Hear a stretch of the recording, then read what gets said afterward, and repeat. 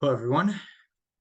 In this video, I'm going to review the SEO cannibalization analysis helper in SEO workflows. What this tool actually does is that you input Google Search Console data that includes the query, page, and then all the metrics, clicks, impressions, click-through rate, position. And it looks for instances where there are overlap between pages. But in contrast to some other cannibalization tools that might be out there, it also tries to figure out whether these are actually good opportunities to consolidate pages. What I mean by that is a lot of tools might say, okay, 10 different pages have or have some kind of impressions for a keyword. However, what it doesn't tell you is, for example, is that keyword actually important to the page? Because, for example, if you have a keyword for, let's say, page A, where that keyword's only driving, let's say, 1% of the aggregate clicks for that entire page, but 20% of the clicks for the keyword, you're probably not going to want to consolidate that no matter what, because that keyword's not actually that important to the page. So if you consolidate that page into another page, you might run into a scenario where you're actually killing off a lot of traffic that's very important to the page, and therefore, causing more harm than good. So let me actually show you the output, then I'll quickly run through the actual process. Actually, I changed my mind. I'm going to show you how quick it is to actually run this process. So this data set right here, I'll show it to you so you can see it. It's just query, page. Oops, that's the wrong data set. It's just page, query, clicks, impressions, click-through rate, position. Standard export from Google Search Console. You can't get it from the UI, but you could get it from Search Analytics for Sheets. In addition, there is a tool on SEO workflows, the GSE API extractor, where you can also get that data. I'll leave a link to a demo for how to actually use that tool as well in the actual comments. That said, you input that right here. You could add brand variants. This website doesn't really have brand variants. I'll just put my name, for example, to show you some examples. You can put in however many you want there, and it will exclude keywords automatically that have any of those. You hit start, and it should be done in a couple seconds here. While it's going, you see this has 120,000 rows, and that's only taking up, I don't know, I can't do that math in my head, 5% of the capacity. So you could enter some pretty large data sets into this. Of course, the larger the data set, the longer it will take. You see on average, it's taken about 27 seconds. And then we get that download right here. You just click the download, and we'll open that up. Give that a moment to open. Okay, so once you open up the data set, you'll see 4 different tabs. The first tab says instructions, then all potential ops, high likelihood ops, and risk QA data. I'll briefly explain each of these. So the instructions, it just overviews what are each tab, which you can see right there. I'm highlighting over it. It gives a brief explanation saying that all potential ops contain all of the data from the final analysis. The high likelihood ops contain pages or queries that have at least 2 pages marked as potential opportunity, which I'll explain in a second. And then the risk QA data includes all of the query level data for the all potential ops page, because as we'll see in a moment, that page only has a subset of relevant data. Explanation, I won't go through all of this, but just explain some of the logic that is used to come up with these recommendations, and then how to use is some of my personal preferences of how to utilize this data. This data will not tell you with 100% certainty that you should do something. It just uses some quantification methodology to give you a good idea of whether it is or is not a good idea to consolidate pages based on overlapping queries. So if we're actually looking at the all potential opportunities, you'll see some things that you commonly find in Google Search Console. You see query, page, impressions, average position. Then you'll see some new things. You'll see the clicks underscore query, the clicks percent versus query, clicks page, clicks percent versus page, and comment. So let's start actually with comment. So the comment is either risk, low percentage of either query level or page level clicks, or potential opportunity.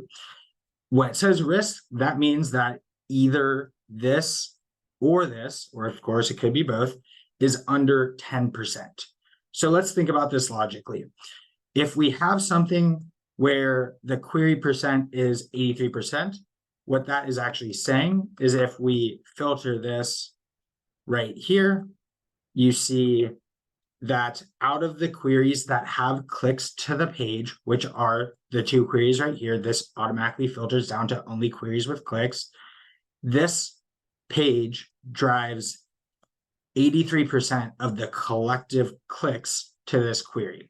And that's a little confusing, but what you see here is there's two different pages, 6 collective clicks.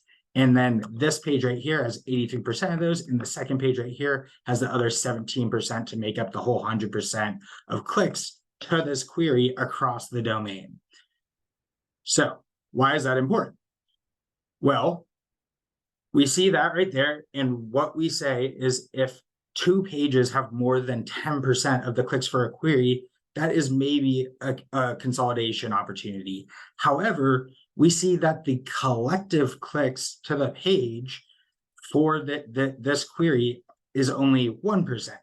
That means this query, even though it's driving 83% of the collective clicks for that query, is not actually that valuable to this page because it's only driving 1% of the clicks to this landing page right here, the /best 10-inch subwoofer, i.e., even though there seems to be a lot of overlap for this query theoretically, we most likely are not going to want to consolidate these pages, at least based on that solo metric, because that keyword isn't actually that valuable to the page. And we shouldn't be making decisions about what we should do with this landing page based on a query that's only driving 1% of the actual clicks. That doesn't mean there's not going to be a different query that is a better indicator and does indicate that we should consolidate the pages. We'll actually be seeing that in a moment, but that just means that I would not recommend using this query to really make a decision about, consolidating this page. Why is that still included in the data set?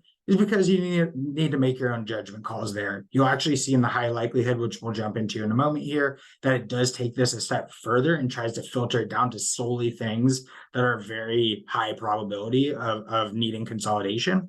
But again, the tool is giving you kind of recommendations, and that's how you understand the data, is that the clicks percent per query is the percent of clicks out of, the queries you see right here. And then the clicks percent per page is the percent of clicks this query is contributing to the page as a whole. Now that's a lot to process, but hopefully you'll review the data and it'll make sense to you.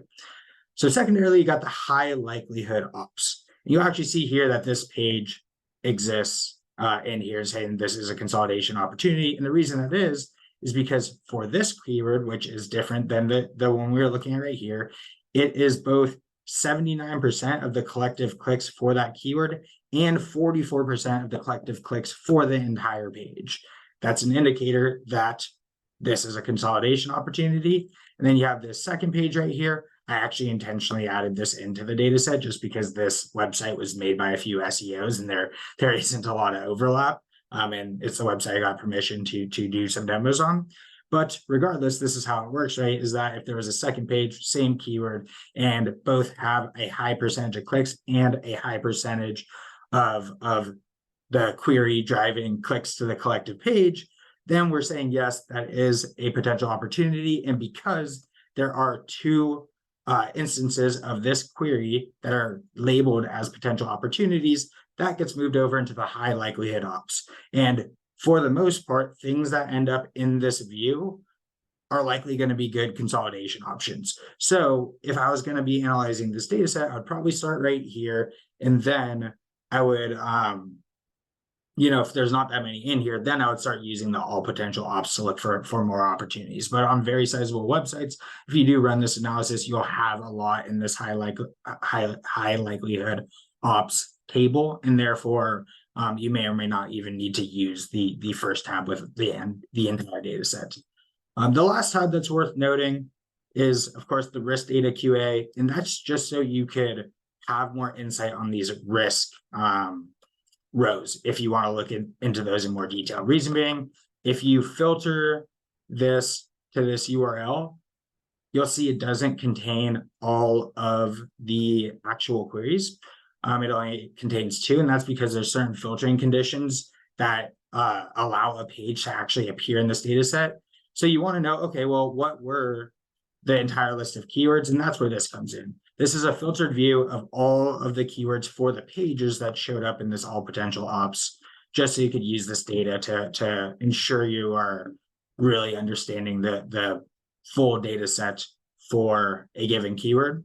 Or a given page, sorry. So I could come in here, I could see all the various keywords. So if I wanted to potentially use this risk query as an indicator to do some consolidation, I could use this risk QA data tab to look at the full data set and really understand if there's other things I need to factor in regarding, what the relevant keywords are. I know that's a lot to take in, and there's a lot of things to consider when working with this data set, but hopefully that makes sense. Of course, feel free to leave any questions you have in the comments, and I think that's it for the time being. Thank you.